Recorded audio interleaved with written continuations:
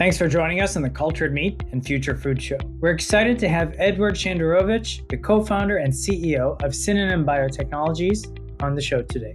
Before Synonym, Edward was the executive chairman and co-founder of Nodal, a leading flexible office company acquired by Newmark, founding and managing partner of Kite Ventures, a global venture investment company, and founding executive of SUP Media, where he oversaw the company's strategic development, including the rollout of LiveJournal globally. Previously, he was the co-founder and CEO of Quantum Art, a content management software provider, and a co-founder of Merchantry, a New York-based provider of online marketplace infrastructure acquired by TradeShift. Edward has served on the boards of directors of numerous successful companies, including TradeShift, Delivery Hero, Plated, Domo, and others. He started his career as an industry analyst at Silicon Valley Bank and is a graduate of UC Berkeley. Edward, I'm really excited to have you on the show. I'd like to welcome you. Alex, thank you very much for having me here. I'm very excited to be on the show. I've listened to a number of episodes with many of my colleagues and glad you took the time to speak. Excellent. We're glad to have you here. Edward, tell us a little bit about your background. I was born in Russia. We're actually in the Soviet Union. And then my parents emigrated in the 90s, actually in 1990, before the Soviet Union collapsed. I grew up in California, and I had a math background. I was a math whiz when I was a child, and was always a sucker for problem solving. Spent countless hours on different puzzles. And I guess I, just like most people, I was driven by the dopamine release and craving that you get from the puzzles coming together. I think I'm still into solving puzzles. So that I guess that led me to become an entrepreneur and then an investor, and I've straddled those worlds for more than 20 years now. At first, I worked on smaller problems. I started my first company almost right out of college in late 90s. It was an internet software business. Ultimately, not a huge success, but it helped me realize that I need to learn more about the space. I joined Silicon Valley Bank and became its first internet analyst. Then started another internet software company, which did better. We were making content management solutions and had two markets. First was local government, which needed applications for communicating with different constituencies, from tax assessment and collection to payment of parking tickets. And the second part of that company was e-commerce product management. And we became super skilled in that space and ultimately partnered with Amazon to build a few applications for their newly formed marketplace business. And through that, I learned a lot about the food market because that was one of the categories we launched together.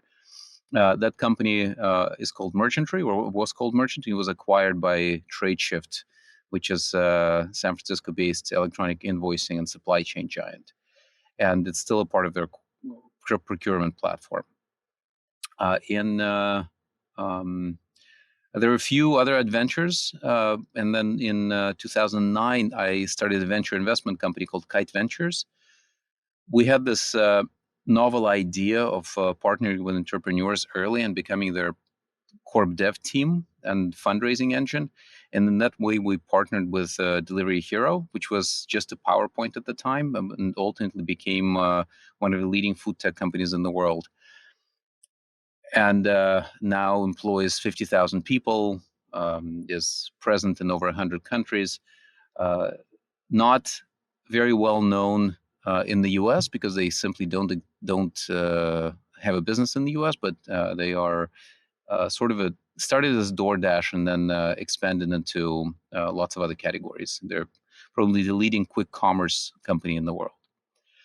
And then I spent a lot of time in Europe.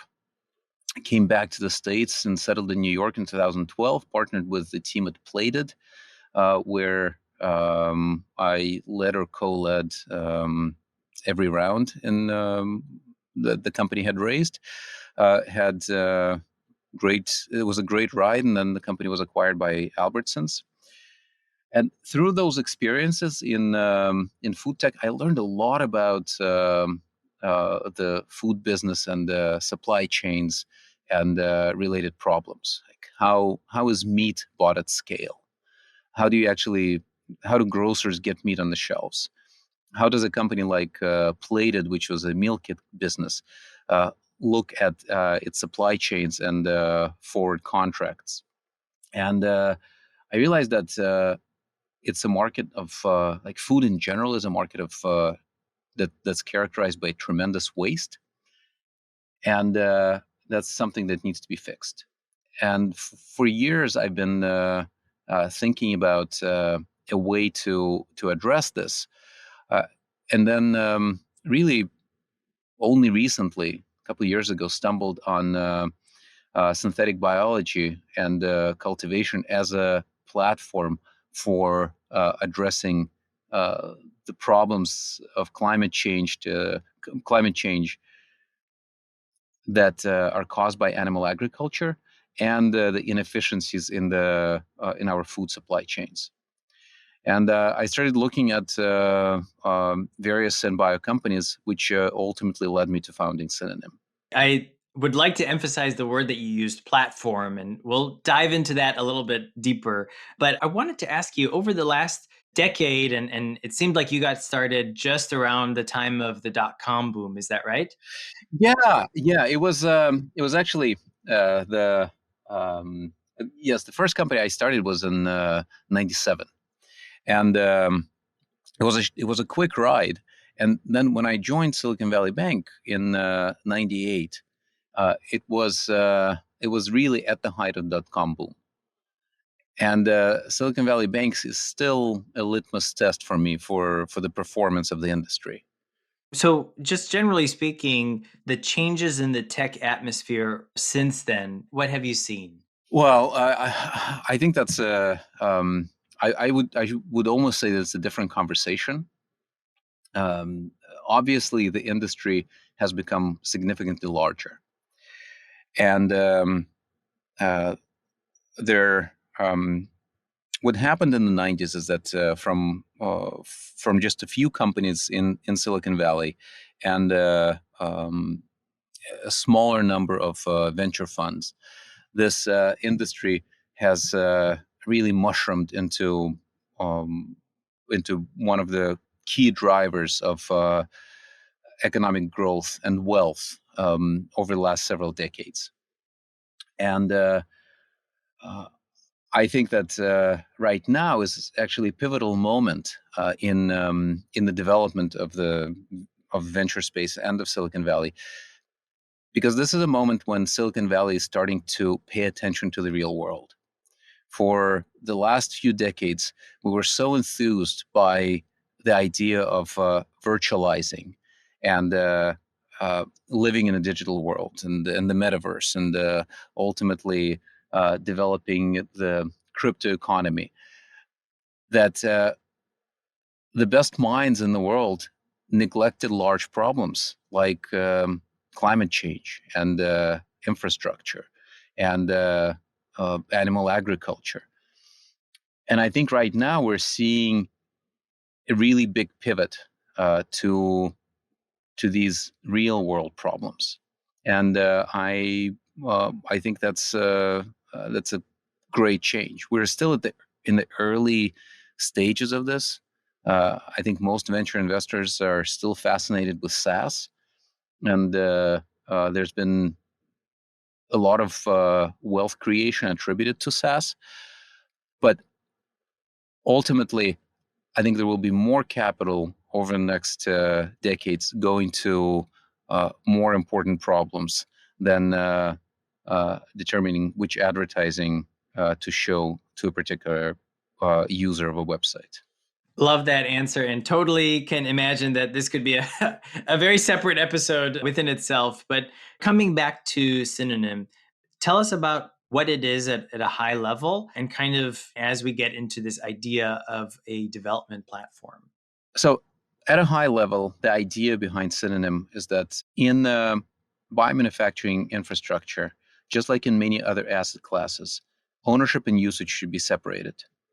Companies that are developing synthetic biology technologies or products are not specialists in manufacturing infrastructure, and they should focus their resources on refining their science and commercialization rather than building large scale facilities. It's also not the right use for the venture dollars. And what Synonym is tackling, or one of the problems that Synonym is tackling, is a problem of capital efficiency.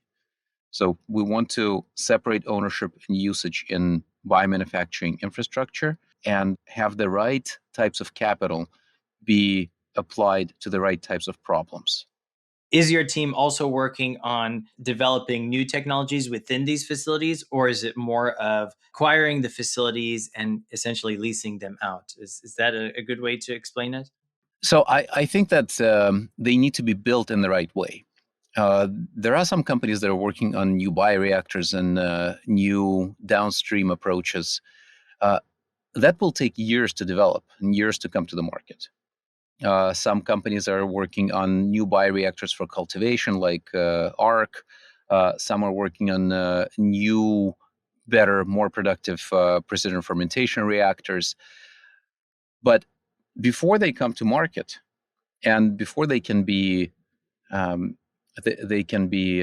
introduced at very large scale, at 500,000 liter scale, these facilities still need to be built, and they need to be built in the way where you're optimizing for power consumption and water usage, and you have the right platform for waste management, where you also need to operate these facilities in a way that optimizes human flows inside and the number of people that actually need to be in a facility. So in addition to having the right technology inside, you also need to have the right core and shell. And that's a part of this biomanufacturing infrastructure asset class. So you need to have a holistic view of not only the bioreactors that you're using, but also the how the whole facility comes together, and how it's being financed, and what is the techno-economic analysis that matches the company that wants to use that capacity and the capacity itself. So we're focusing on the design of the facility with the idea of having the right techno-economic analysis behind it. And then we would work with developers and we would work with different financial institutions, including banks, on actually financing them. But we want to make sure that we minimize costs and minimize risks for the two sides of the equation. For companies that need facilities for producing things that they've been making in labs, and financial institutions that want to deploy that capital into this new asset class.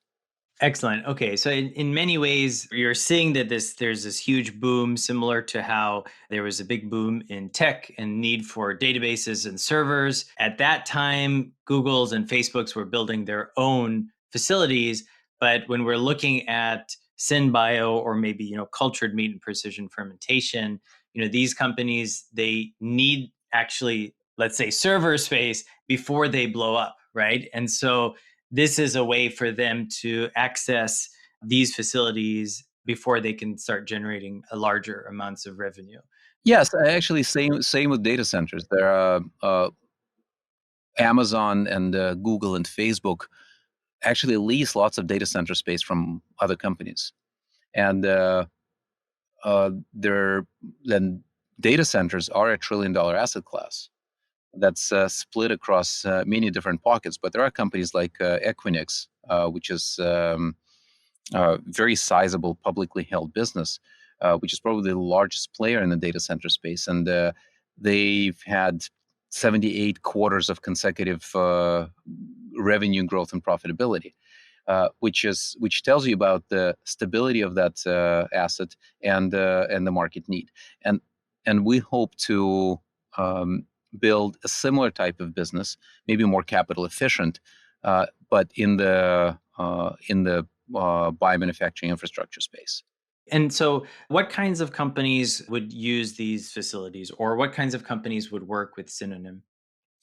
So we're primarily looking at two applications across. One is foods, precision fermented proteins and lipids, and the other one is biomaterials, various forms of bioplastics, preservatives, surfactants, and other other stuff that will replace plastics or different benzo compounds.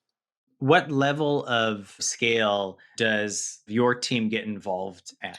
Yeah, so we're actually looking at manufacturing. So scale of the total facility size in millions of liters. So the companies that we're talking to about using our capacity are companies that have uh, already tested their strains at 50,000 or 100,000 liter scale, and are ready to commercialize.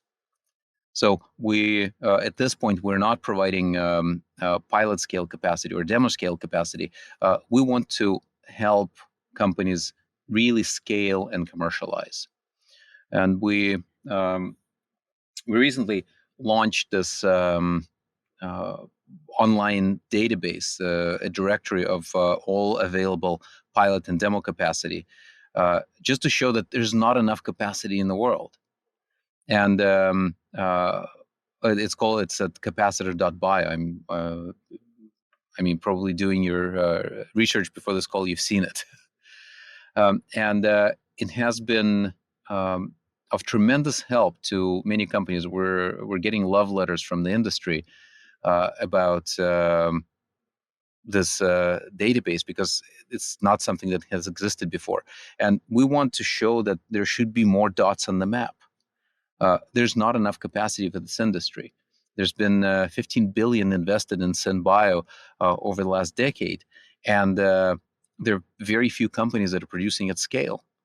This needs to change. And definitely for those listening, we'll put the link in the show notes for Capacitor. And I think for me, what even was a little bit more direct and to the point was a small graphic on the synonym.bio website. Is that there's this graphic that says existing supply tens of millions of liters, and then future demand tens of billions of liters, right? And I think I was talking to, I think it was Paul Shapiro, and he had mentioned that if you took all of the bioreactors that are operating today and you use them for alternative protein production, you still wouldn't even reach 1% of demand. And so I think that little graphic there is definitely something that really highlights the need for something like this.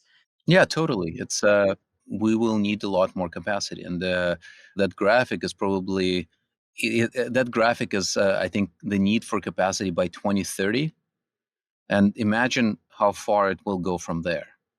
When we think about approaching that challenge and building something that perhaps we haven't established yet, a lot of these facilities are much smaller. How do you envision that your team will actually grow, right? Even now, we do see that lead times for even just getting smaller tanks is quite difficult. So I guess the question is it something that you believe will require more innovation, or is it just a matter of getting it done?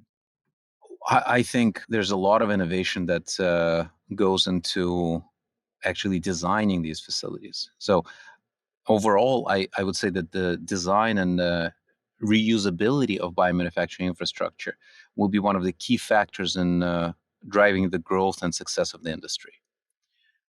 As the demand for biomanufactured goods continues to rise, uh, these facilities will need to be flexible and efficient and sustainable. And capturing all three capturing all three requires a lot of innovation.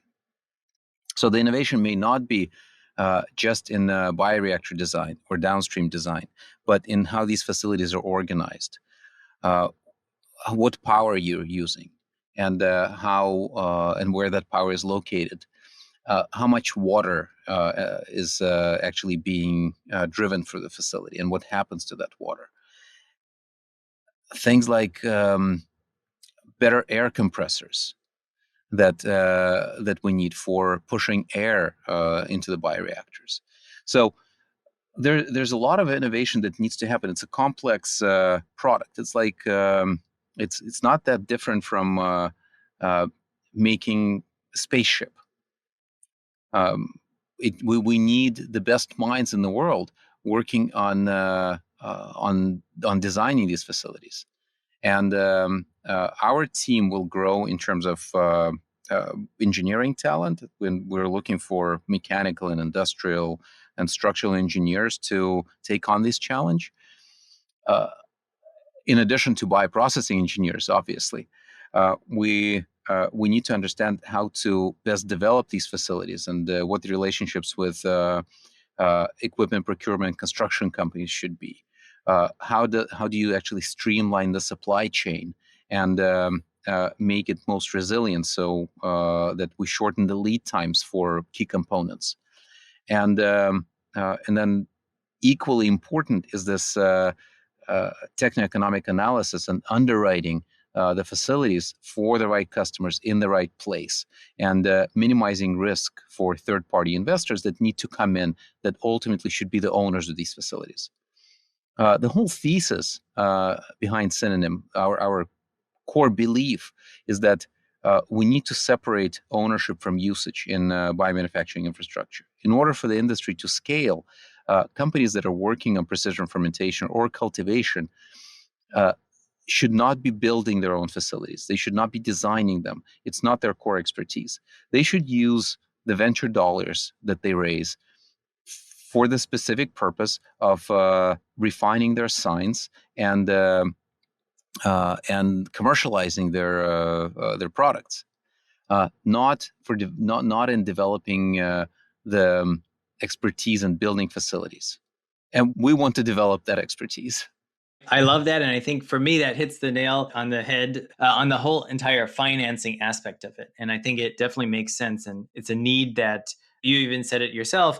We're going to get to a point where we're going to need this capacity very fast. And the way we're going about it now, we're not going to get there. I absolutely agree. I mean, you're preaching to the converted. I wanted to ask you, for those that are listening in the audience that are either working as researchers or in academia, or maybe thinking about starting a startup in either the future food or biomaterials space, what advice do you have for them? Well, I think that we're working on very important problems. And we certainly need the best minds in the world focusing on the bioeconomy, because it holds tremendous promise, uh, both for the world and for the individuals that dedicate their lives to it. I think that I've been reflecting a lot, given the recent events with FTX. I've been reflecting a lot on why things like that happen, and uh, and Theranos is also a good example of this. But we live in a world where winning is an important factor for defining success, and we like winning. We get dopamine release from that. Um, I like winning. Everyone does. We like solving puzzles. We like when these puzzles come together. But winning and success don't always go hand in hand. I think that what I should say really is that they don't always equal each other. Uh, Winning an argument may not bode well for having a successful relationship, both at home and at work. Uh, if you're building a team, whether it's a football team or a group of colleagues that are working on new bioproducts, success is not a single person winning, not even the team taking the first place. I think that success is team cohesion with optimal performance over many seasons. And as an entrepreneur and as a CEO of the company, I think my job is to formulate the vision and be the curator of the company's vision, to make sure that the company is well financed, that we are able to bring the right people to the table, and that there's that cohesion among the team, that there's transparency and clarity, that communications are have the highest level of fidelity, and that by itself holds people accountable, not just to the company but to each other. And I think that that for me would be the definition of success for any entrepreneur. It's creating teams with the highest level of cohesion, because if you have the right team going after a large market that's ready for innovation, that team will succeed. I like that, and very inspiring words for those that are listening. Edward, thank you so much for being on the show. You could get in touch with Edward on LinkedIn and learn more about Synonym at synonym.bio. Edward, do you have any last insights for our listeners today? I would suggest we all spend more time thinking about bioeconomy in broader terms than just cultivated meat or just precision fermentation, in broader terms than just food or materials. All these things are tied, and ultimately, we want to live in the world that is defined by sustainability. And the more we can do to further that, the more thankful the next generations will be to us. Thank you so much. This is your host, Alex. Edward, I want to say thank you again for being on the show. Thank you very much, Alex. It's been an absolute pleasure. We look forward to seeing everyone on the next episode. This program was produced by H Media. See you soon.